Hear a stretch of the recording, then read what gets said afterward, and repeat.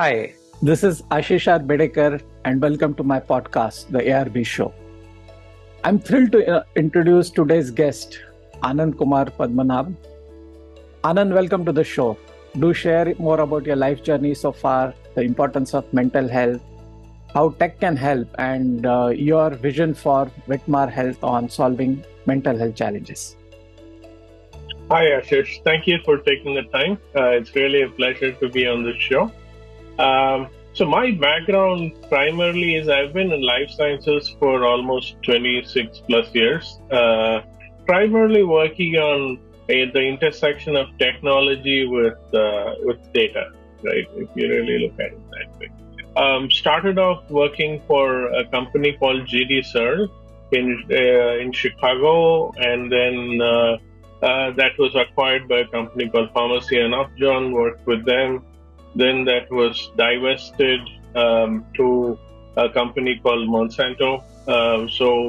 Joined them, worked in the genetic discovery space, doing a lot of work on the gene data sequencing and things like that, right? And then I was asked to come to India to start a discovery center primarily in the bioinformatics space, which is the intersection of biological data with science and with IT systems, right? So I got into that and did a lot of work in that. Then got a little bored, started my first startup, exited out, then started my second startup, and I've been kind of running that, where what we're looking at doing is we're trying to take a more closer look at mental illness, right?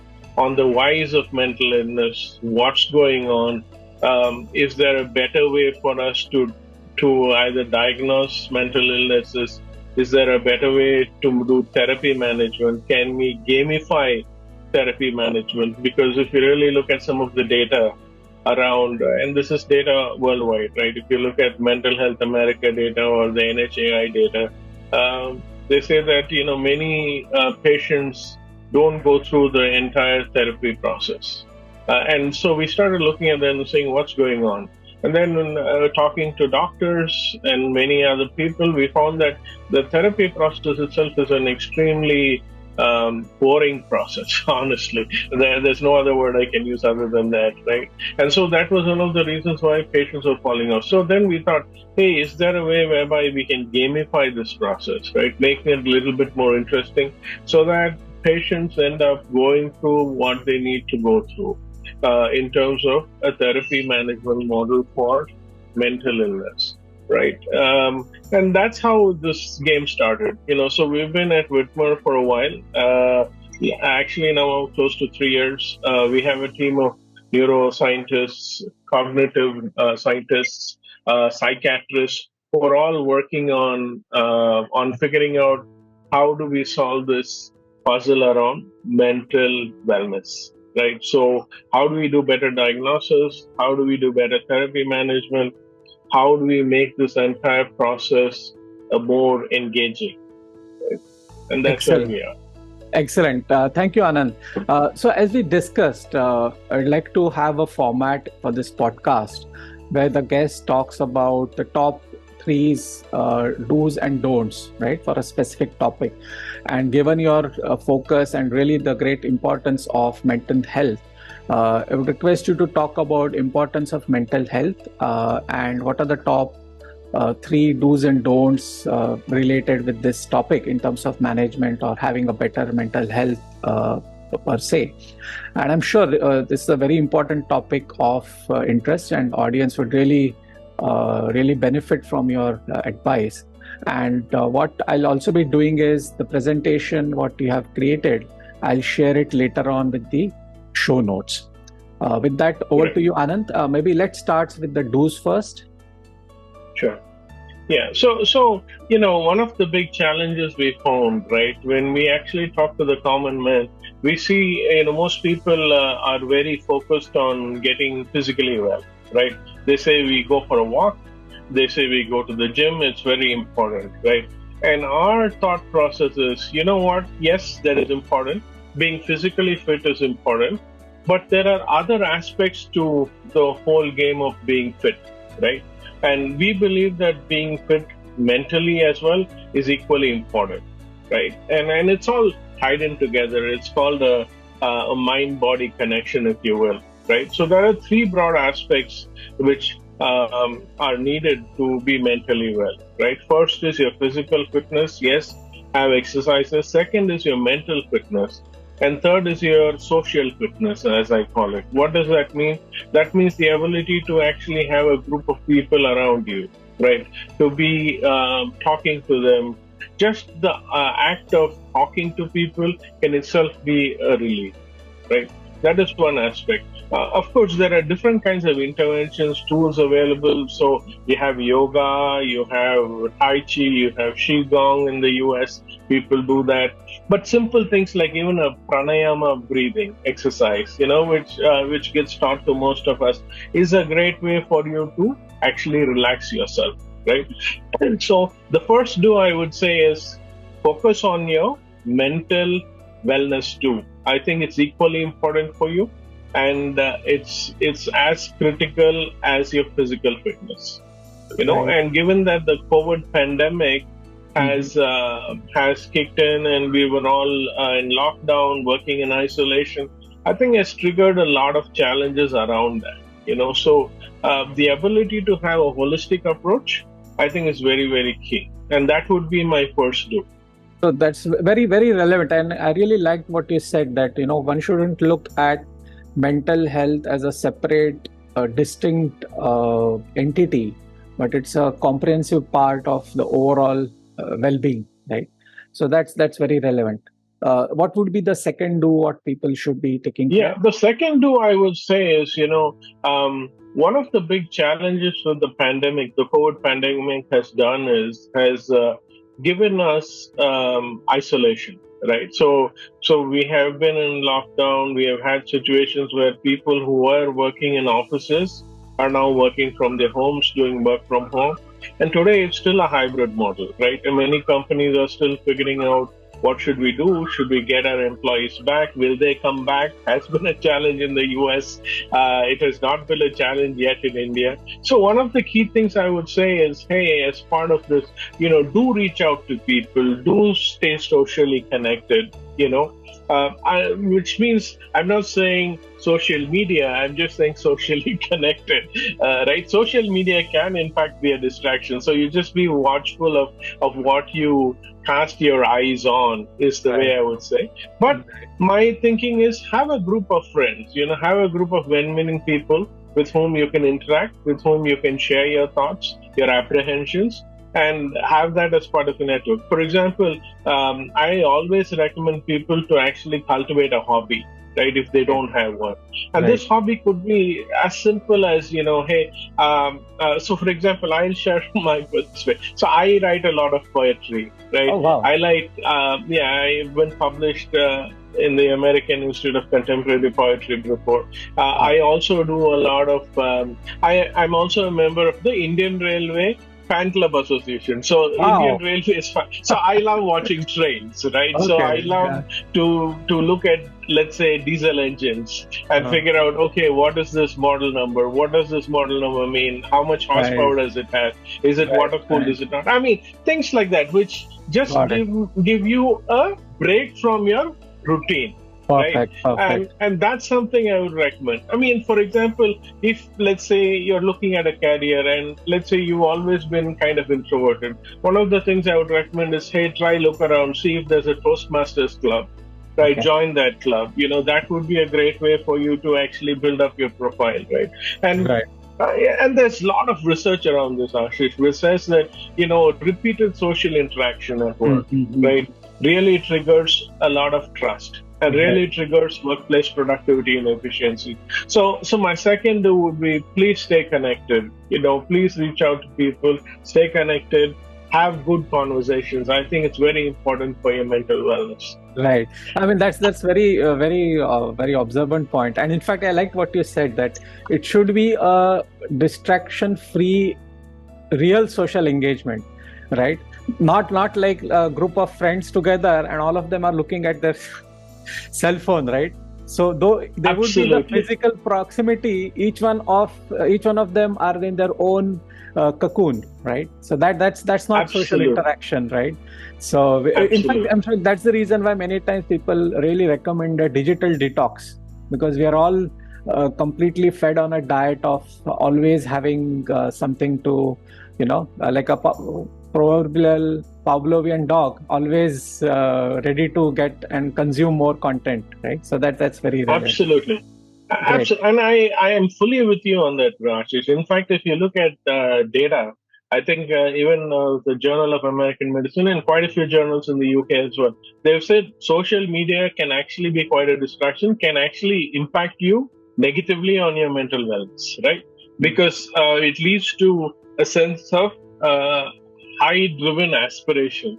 And you have to understand, many of these so-called influencers on social media are people who are living artificial lives. I mean, they do it as part of the profession, right? Posting nice pictures of cars, buildings, things. True. That is to drive advertising. But people have to realize that, and yes, your point is absolutely right around distraction free. In fact, this just maybe a slight diversion, but please indulge me.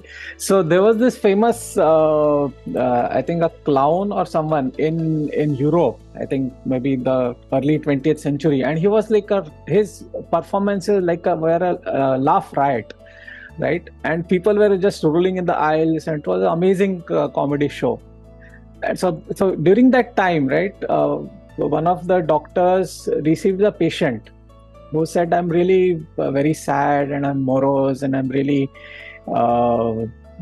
sad about life. I don't find life enjoyable, etc., etc." So then this guy said, "Hey, you know what? You should check out this new show which is in town, and it's a laugh riot." So the guy says, "I'm the guy. I'm that performer." Right. So many times what you see. Yeah. So yeah. I'll anyway check that. I don't know the exact name, but I'll share that with you later. But it's very true, right? Yes. So what you see in terms of influencers and triggering a kind of a fear of missing out can actually create more stressful challenges, right, than trying to solve. Yeah. So that's great. And what would be your third do in terms of so my third do, and this is critically important, Ashish, I think and there's a lot of social mores associated with this as well, I think, right, where we think that in India especially, and in Asia, I would broadly categorize that having a mental illness is kind of a big problem. I have to solve it myself. And I always keep saying, what's the big deal? I've had mental issues. Most of us would have had mental issues, right? Reaching out and taking help, there's nothing wrong with it. Having a mental illness is very similar to, let's say, having diabetes. When you can go and meet a diabetes doctor and take prescribed medication for that, why not take medication for mental illness? And that's something I really, really want to bring up, and thank you for this opportunity in this podcast. I think it's really important that people realize that mental illness is not really a very big deal. It's as commonplace as having a cold or a flu or a fever or diabetes or a heart disease, right? You just go meet the doctor. Today, the medications are available, cognitive behavior therapy, quite a few different models are available which help with treatment. So for all you know, you may, if you're in the low to moderate types of disorders, you may just have self-therapy and that will work well for you, right? In fact, the NIMH, the National Institute of Mental Health in the US, the NHS in the UK, they've all got a lot of different free apps available, which you can download, for simple things like stress, anxiety, things like that. And my recommendation is please seek help. I think it's no big deal, and if you see like a Jim Carrey, he goes proudly on TV and says, "Hey, I'm an OCD." I think we have to reach that state, where we think of mental illness as just another illness. That's it. Not something we have to hide under the table or something we have to hide from society. Right. Very true. In fact, as instead of brushing under the carpet, if you kind of bring it up and destigmatize it, going to help the society at large. That's fantastic. Now let's move to the don'ts. So in your view, what is the number one don't in your view? So one of the big issues I have, which I see is, and this applies to many people, right? In fact, if you see, I'm sure within your own circle, you'll find that there are a lot of people, good intentioned people, who are reaching out, helping others, but don't help themselves, right? Yes. As in, they don't take care of themselves, right? So one of the big issues around this whole mental wellness thing is the concept of self-love, right? You shouldn't neglect your basic self-care. This is nothing great. This is very basic things like getting enough sleep, eating healthy, nutritious food, right? So, for example, there are some brain boosters you can have, which is walnuts, right? Have 2 walnuts a day, right? That will help with your, mental cognition. Then going for a walk, right? Very important to do that. Having your regular tea, coffee, right? Very important to do that, right? And there's a large body of research which says that doing simple things, right? Not complex things, simple things, right?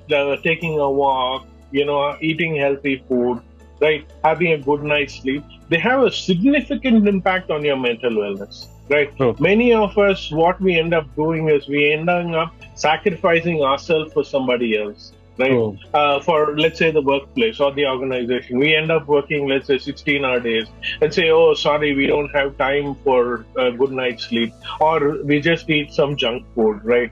I think those are things, which over a period of time, as I was talking earlier, have a compounding effect, right, on your life. In fact, So in fact, this reminds me, just like in the aircraft, right? In case of emergency, when the oxygen masks come down, first they tell you to put, right, so that you are safe. Absolutely. And only once you are safe can you help others. Exactly. And I keep telling this to quite a few people. In fact, yesterday I was mentoring a scientist, and she was talking about her child who was actually struggling with stress and things.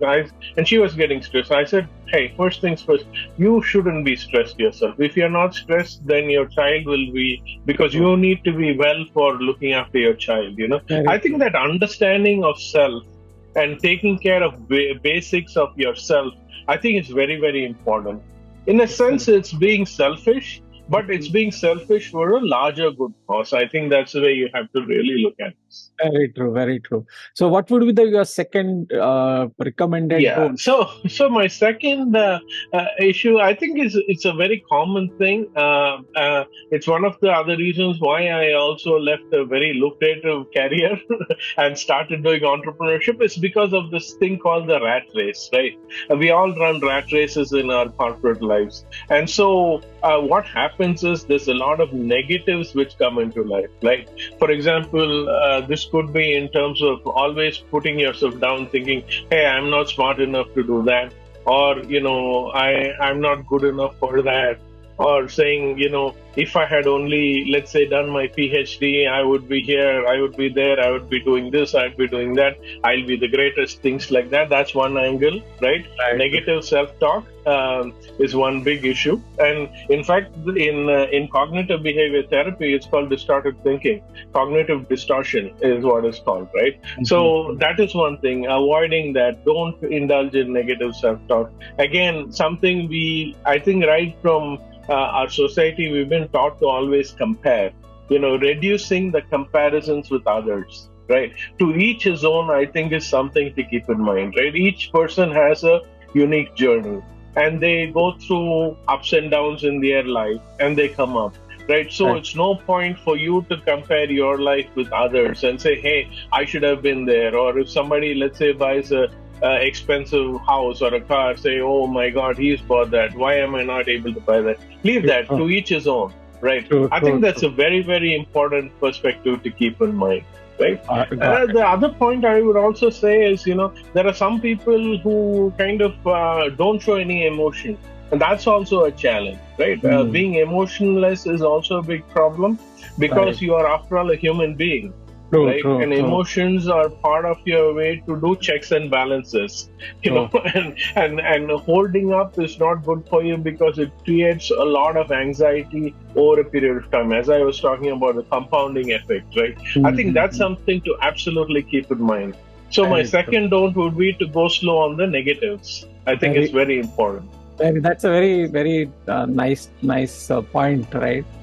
Because as you said, each has its own unique journey, and there's no point in trying to copy what others are doing, right? Maybe you have your competition with your own self, that how can I be better every day, right? So that's very great. What would be a third recommendation? So my third point, and again I bring this up because I think it's a very important point to keep in mind, is that don't deal with mental issues alone, right? Don't think that this is my thing, I have to face it. Reach out for help, right? Mental illness is one of those big challenges where a 5-minute gap can make a difference between living and dying, right? So you have to be very watchful of that, right? And so please reach out for help. There's lots of help available. I'm pretty sure many organizations have what are known as employee assist programs, employee service programs, where they have a 24/7 anonymous line. The government of India has got a lot of, NIMHANS has got a lot of reach outs you can do for help in case you need it. And when you look at mental illness on a spectrum, right, you have low disorders, moderate disorders, and then severe disorders, right? So a good rule of thumb to keep in mind is, hey, if I'm at a situation where my illness is preventing me from being functional in living, right, that's a good thumb rule to keep in mind to seek medical help. Right, because most of us hopefully will be in the low to moderate category, where using tools like a Headspace or a Calm or any of those apps could probably help us. But there will be a smaller group of us who will absolutely need help. And my recommendation is please reach out for help. I think it's absolutely important because, as I said, there is a very small gap between living and dying, especially because your brain kind of tells you different things, right? If you're mentally ill. So I think that's something to keep in mind. But I can share, several cases of several of my colleagues who actually ended up in very senior roles, who ended up falling very sick, and to a point where they wouldn't come out of their rooms. Right, because they had a different kind of a disorder, and then we had to literally drug them, take them, get them forcefully admitted to hospital, and now they're living productive lives. So please reach out. I think it's very critical. And as I say, mental illness is just like any other illness. Please treat it that way. There is no stigma, no nothing. You have to live your life. Right. And so it's imperative on you to make sure that you get the best help what is needed. So that would be my take on that, right? And so at Witmer, right, what we've been trying to do is we've been looking at this, and that's one of the reasons. So our whole goal is, if we can make a change in at least 100 people's lives, right, and bring about that change to help them live better lives, I think we made our mission. We've reached our goal. So that's what we're working on. And we're trying to build virtual reality solutions for certain mental disorders. We've built some games, and we've got a whole bunch of things going on our platform. Hopefully, it will help build a better mental treatment model is where we want to go. Great. I think, thank you, Anand. It really gives a very fantastic perspective on importance of mental health. And personally, I found this conversation extremely interesting. And so thank you again for that. And with that, thank you, Ashish. Yeah, dear listeners, thanks for tuning in. The presentation, which I'll add in the show call notes, will have Anand's social media links and bonus contents that you should definitely check. Bye for now. Talk to you soon.